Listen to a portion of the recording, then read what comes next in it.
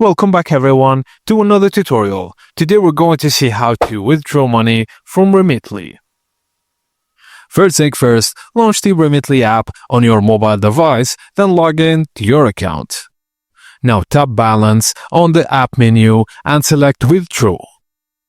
Select your bank account or mobile wallet as the destination that you've saved earlier. If you haven't added a bank account yet, follow the steps to add a bank account. Now enter the amount you want to withdraw, then review any fees or processing times.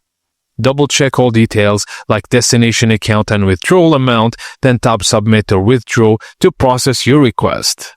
You can monitor status in transfers or transaction history. Processing times may vary depending on the withdrawal method.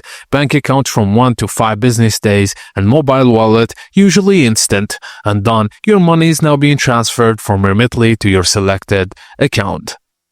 And that's it guys, as simple as that. Thank you for watching and please don't forget to like and subscribe for more.